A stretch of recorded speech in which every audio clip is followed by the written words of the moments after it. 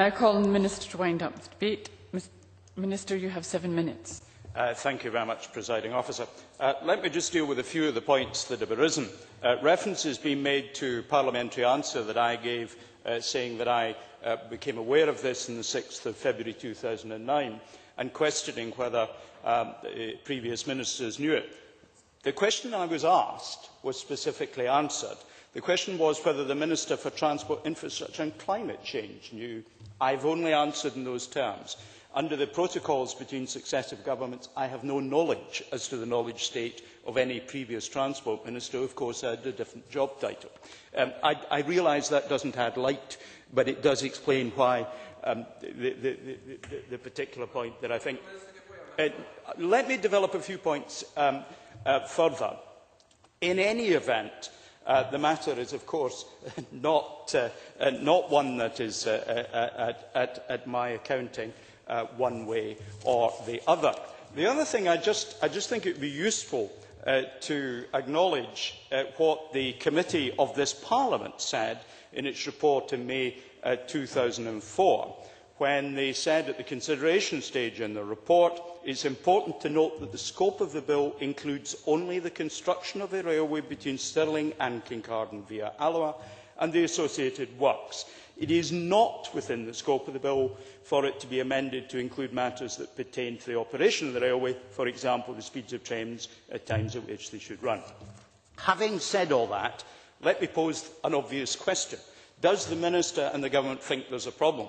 The Minister and the Government are perfectly prepared to acknowledge that there is a genuine concern being expressed by all members who have participated in the debate. And therefore, I want to try and speak in some positive terms about that. And I speak, I hasten to add, as someone who for 30 years lived 10 metres from the main Edinburgh-Glasgow railway line and had at 3 AM every morning a goods train go past. I suspect of lower weight.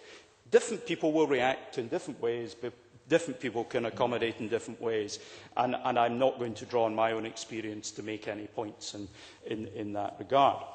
I think that one of the key things that should come out of the debate, I hope does come out of the debate, is that the parties with whom the remedies can most simply, readily and immediately lie, and the parties who have, by their actions, legal, legitimate and within the framework that is set up, caused us to be here debating the subject, are listening to the debate. And I hope they are doing that, because I think they should take notice of the very real concern expressed by members on behalf of their constituents and others.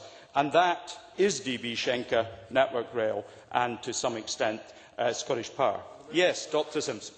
I don't want to go into the who knew what when, but the FOI inquiries make it clear about the officials knowing in September 2009, so there is a gap there. But the important thing, as the Minister is quite rightly saying, as you're quite rightly saying, Minister, is that we need to get a solution. Will you call a meeting of the agencies involved to try and get them together in order to agree how to alleviate the situation? Because everybody is denying responsibility.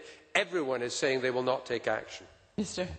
Well, we in Transport Scotland are taking action. They have reviewed the information that Falkirk Council have gathered.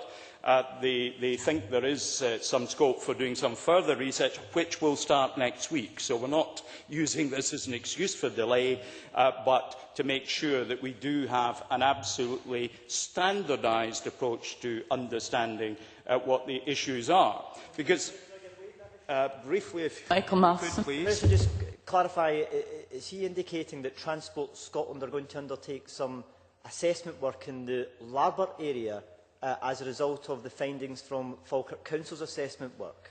Minister. For clarity, they are doing work along Stirling, Alloa, Kincardine, but of course I think there is scope for further work in Larbert. But we do have to remember that the existing line in Larbert is covered by long historic provisions, albeit that, of course, the issue in Larbert exists because of the trains that are running on the Stirling, Alloa, Kincardine line, and I absolutely accept that. Now, Michael Matheson suggested 3 particular things that could be of use.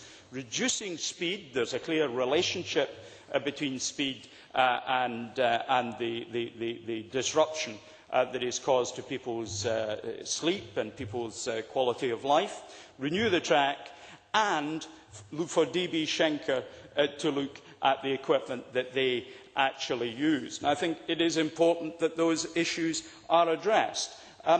The Transport Scotland, of course, and the Minister have no direct powers whatsoever, apart from the general power, as Dr Simpson quite rightly suggested, to get people together, knock heads together. We are engaged with the parties concerned. We will remain engaged with the parties concerned. I would say, however, if we want to talk about ministers, then of course the ministers who are responsible for the railway network, who might have undertaken the consultation, are of course either Tom Harris or Andrew Adonis at Westminster. But I'm not really going to finger them, because of course we're looking at long-standing environments where the responsibility for the framework under which railways operate, the licence that is granted to Railtrack from the Office of Rail Regulator, alas and alack, not matters that are responsibility of this Parliament, not within the powers of this government. But I do accept, yes, there is a problem. I do accept we need to gather more information. We have a considerable amount of information already about Stirling, Alnwick and Carden and about the effect on individual properties. In the Larbert area, there is certainly more that we can do in gathering information. I certainly congratulate those who have so far gone out and sought to make sure that we are looking at the quality of the rails, and some work has already been done, looking at whether the freight wagons are of the appropriate quality, and some things that we've done. I think the important and interesting thing that's come out of the debate is that there's actually a difference in the different kinds of wagons that are used in different companies. And I think that is something we should definitely put into the mix in understanding this. But I think, Presiding Officer, that we should be absolutely clear the government understands the issue. The government certainly would like to see DB Schenker and Network Rail in particular seeing what they can do. The issue of speed limits is one that's been brought up by a number of members. There are, of course, only the powers for Network Rail to impose speed limits in limited circumstances. It may be, of course, that there is a case for differential speed limits related to the weight of the train, and that might be one of the ways in which Network Rail might usefully look at this. I also understand there are some signalling issues which cause further disturbance, which Network Rail can usefully look at. I think it has been a useful debate. I don't think we've come to a conclusion on this issue at this stage. I think there is more to be done on the subject.